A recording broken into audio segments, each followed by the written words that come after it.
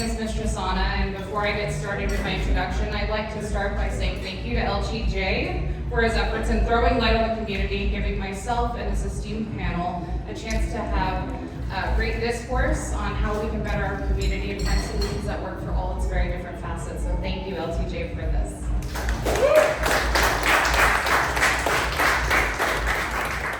Now, to introduce myself, like I said, I'm Mistress Ana. I am a high femme leather dyke from San Antonio, Texas. I have been a part of the community since I was 18 years old, and at the beginning of my journey into the community, I was raised by some incredible leather folks and even a leather dyke, Mistress Felisa.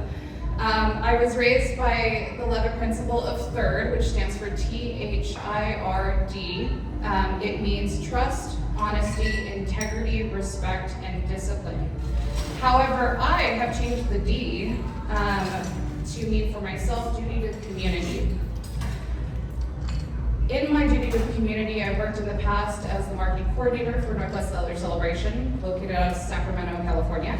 I am a house member and online ad producer and educator to the House of Kush, with a shout out to my matriarch, Damina Atua. She is the owner of Miss San Francisco Leather Contest. I also was the graphic designer along with my amazing partner right there, Prince, for the Alamo City Leather Contest logo and the Miss San Francisco Leather Contest logo. I was den mother for the Ms.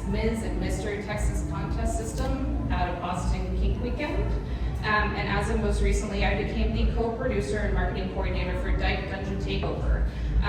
It is the first of its kind in Texas. We have finally decided that even if there's not space somewhere, we're gonna fucking make it.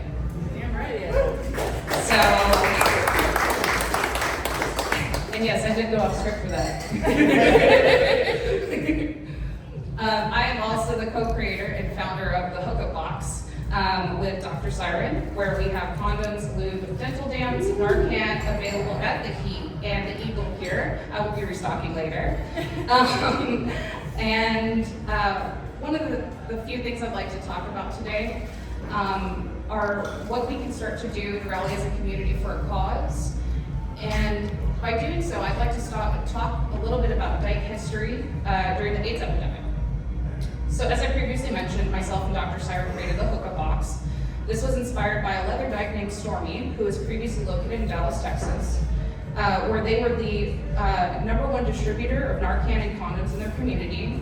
This inspired me to find a solution for San Antonio, because once upon a time, when I was in college, which was a while ago, there were condoms in every bar, and slowly over time, they either got abandoned, or they didn't get restocked, or there wasn't community resources available to have condoms in every bar.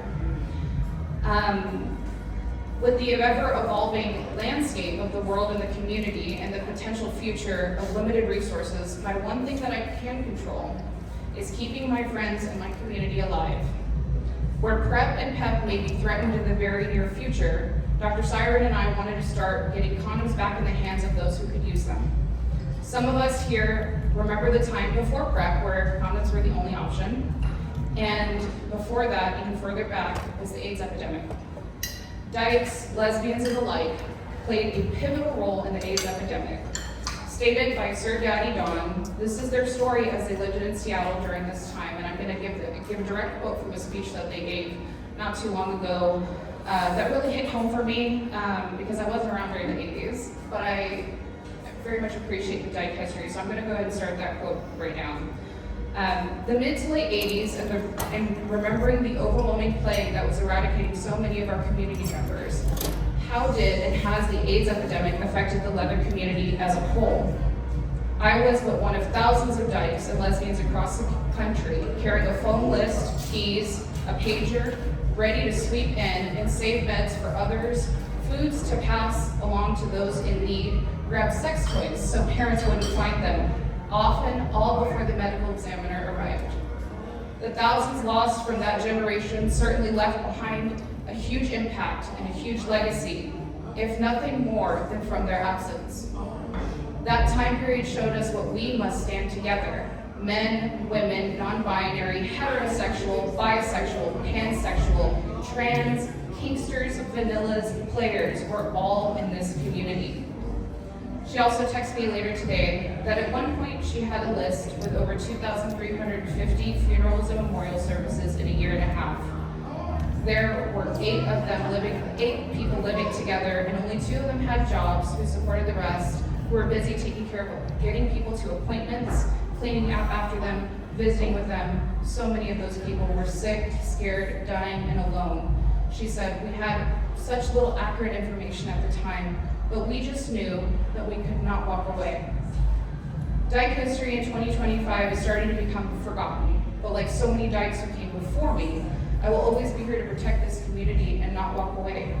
I may not be able to protest and be vocal in online spaces due to my employment, and so many of you as well cannot be out there in the heat protesting.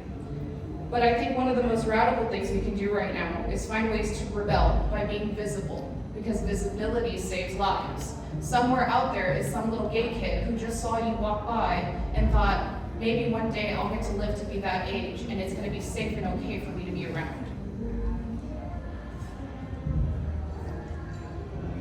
Not complying early. That means we don't change the way we dress. We don't change our hairstyles. We don't conform to what people and the standards of our society have dictated for us as queer folks. And we keep one another motivated in these hard times. The most important act of rebellion you can do right now is staying alive. Our community has faced tough times in the past, as I've previously spoke, and we are currently facing them yet again. My partner Brent stated something very poignant that I must share with you all. I had commented that no person in this community has authority over the rest of us, and she said, in an ideal community, we are not a pyramid. It should actually be upside down, with more of us at the top leading the cause, because divided, we will fall apart. In college, I had a professor teach us this kind of silly pose, but she made us do all of it made us each do it every single semester. She would have us raise up one arm and have the left arm by our side reaching down. She said that when someone in your life pulls you up, whether it's your career or your leadership position, you must have one hand down to grab another person and bring them up with you. And in this community, we should be raising the voices of one another in an unending chain. That is how we fight for our rights, and we fucking win.